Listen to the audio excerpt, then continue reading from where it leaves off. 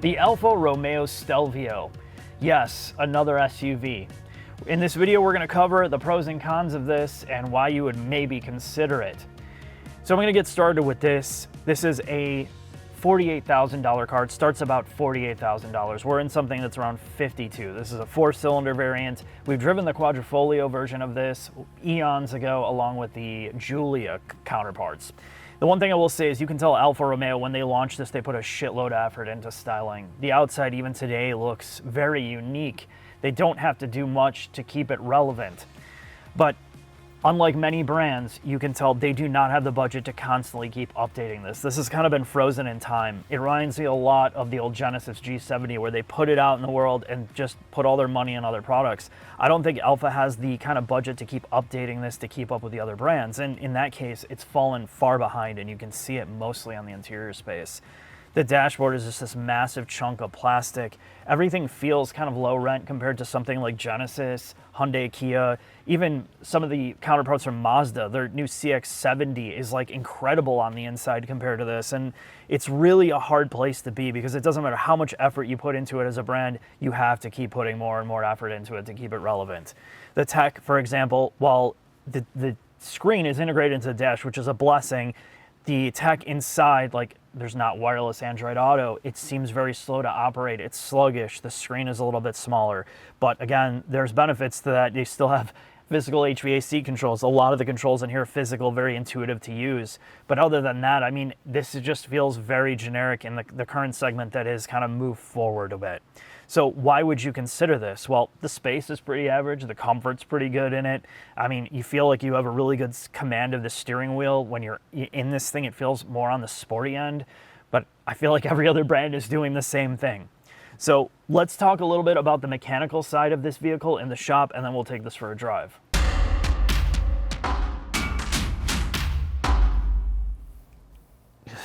You better have a good reason for bringing me in here after I've been hungover from that children's birthday party last night, Jack. Well, Mark, we're finally getting to spend time with the Alfa Romeo Stelvio. This vehicle is nearly 10 years old at this point. It was first manufactured in 2016 as a 2017 model, and the first time it was really updated was in 2023, which was a mid-cycle. They changed some interior bits and bobs and some exterior styling.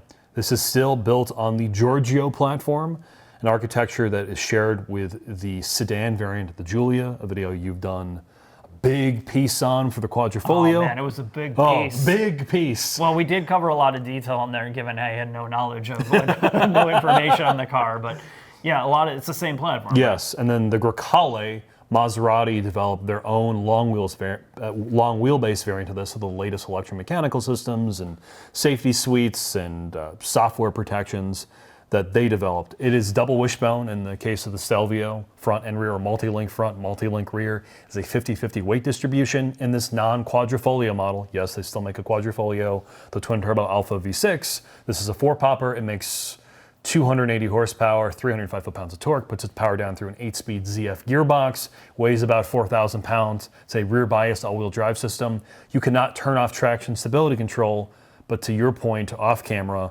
this is basically the only double wishbone or multi-link front and rear car at this price point that's rear biased. Yeah, and you can tell in the platform that they spent a lot of money on this. And I know the goal was to take this platform and spread their DNA like I do across all the different models. Your child diversity program. Yeah.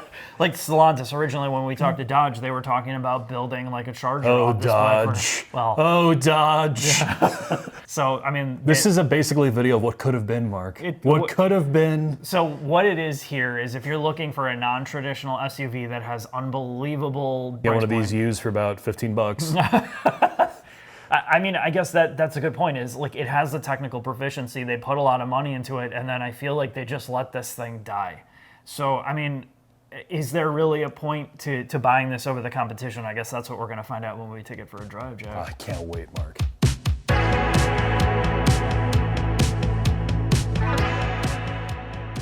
Lorenzo, you ready for your endless breadsticks and pasta? I am.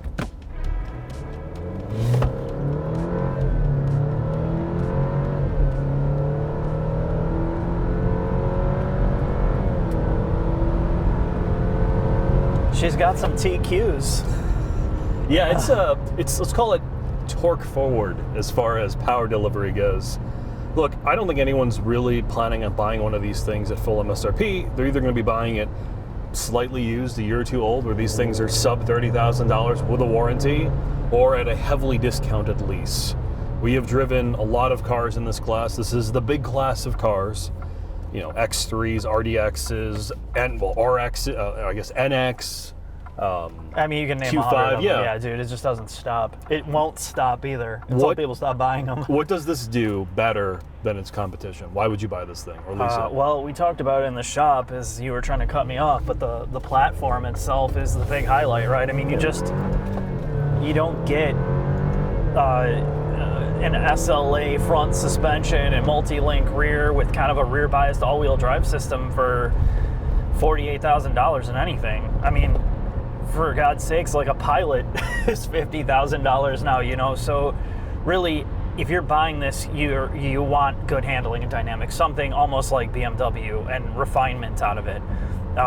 So we're gonna demonstrate some of the handling, but what I will say is the 4-cylinder in here, along with the transmission programming, is definitely nothing to write home about. I mean, it's not bad, but it's certainly not a standout in any regard. So while you might have a good platform underneath you, I would honestly say that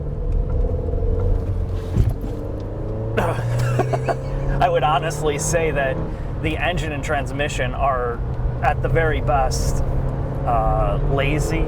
Yes. The transmission response is slow as hell. The paddles are massive and alloy, and you're like, oh, I'm going to use them, and then it takes you like 3 days for the transmission to respond. So clearly it's not an enthusiast gearbox calibration or engine tuning. It's everything all at once from the engine power. Yep. It's just like, let's flood you full of torque. It feels like a driving. common 2-liter 4-popper with a turbocharger. It honestly feels worse than what you get in like a Hyundai. No, I would agree with that. I would agree with that. And even like the Mazda, it reminds me a lot of the 2.5 with the Mazda. Which is a non-premium product engine. This isn't technically a premium car. Right. That's the FCA 2-liter Stellantis 2-liter corporate engine problem. They use it in everything. Yeah.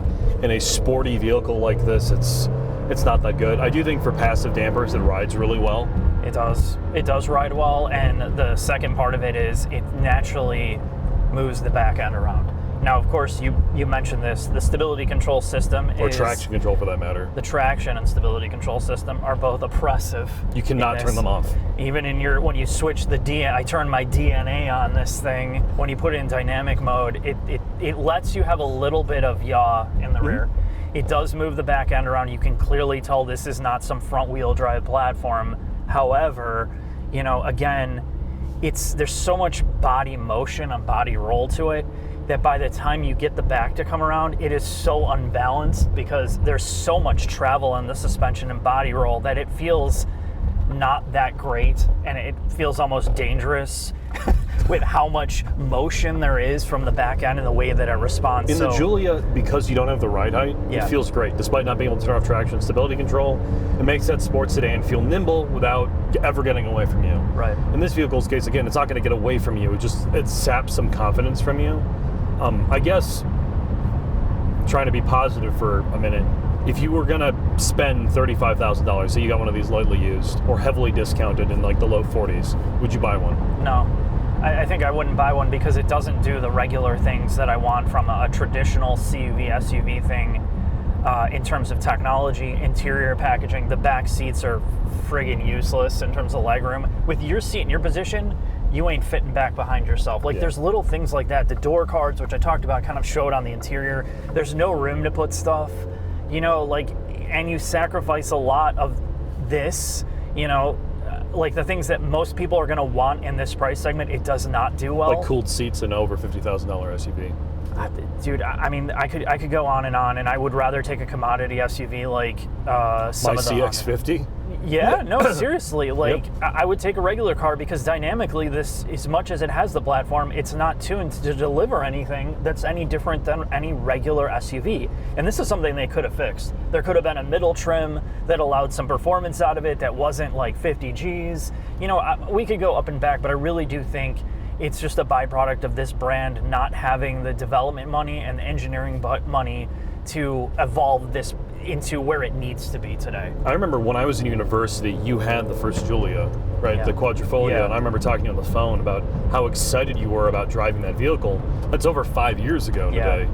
And I think the great disappointment of Stellantis and you know, Fiat, Dodge, whatever you want to call this brand, is there are some very capable engineers at this company. There are some very passionate engineers at this company, and there are some good things about their products.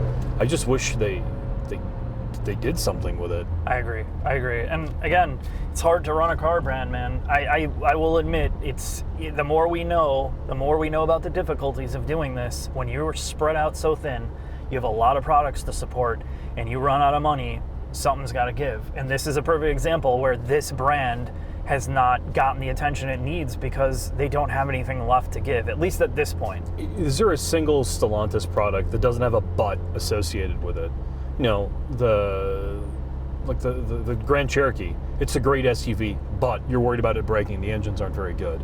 The Alfa Romeos, they drive well, but they're not that usable, and they have horrific depreciation. The Charger EV looks kind of cool, but it's not a good vehicle. You know, that's the hard thing for me. I mean, even the Pacifica, we have an upcoming minivan test.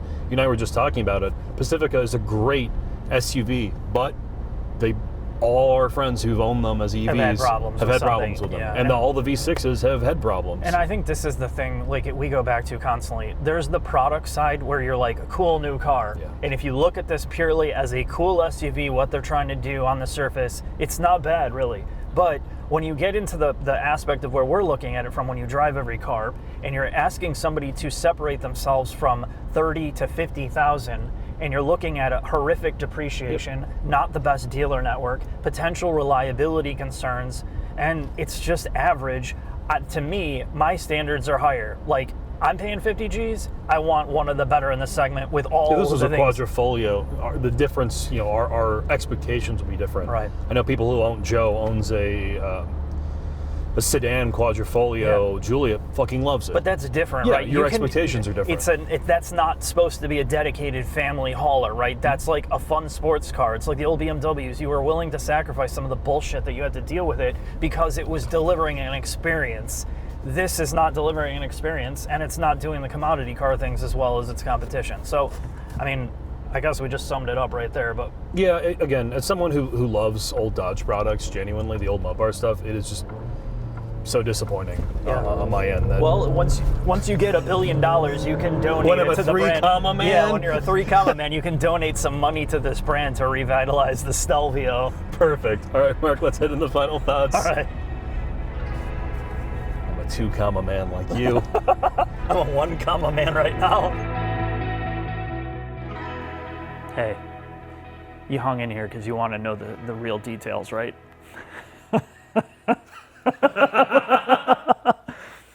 I feel like we're a broken record with some of this stuff with Stellantis at this point. And you know, the reality is, I think they had great intentions with this. And I started the video by saying, like, if you look at what they did when this came out, along with the Giulia, I think most of us had high hopes. We wanted it to be that brand, at least in the United States, that was offering something different to the other premium brands like BMW, Mercedes, Audi, and even Porsche.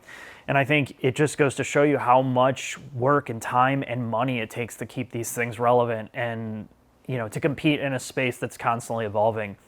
And this vehicle, as good as the platform is, it's not enough to sell it as like a regular SUV to somebody that maybe doesn't need all the driving dynamics. What they really need is a more balanced interior, more balanced technology package and solutions, and just, I think, more care on the dealer side. And that's kind of where I'm gonna leave it. I do like this car, much like the Giulia, and your best bet is to buy it used. I'm just gonna be honest. Like, if you look at the used prices, if you can get one CPO'd and you want something different, and you don't care about all the latest tech, and you just want good driving dynamics, I think you're gonna like this a lot. And that's it. Thanks for watching. I'll see you next video.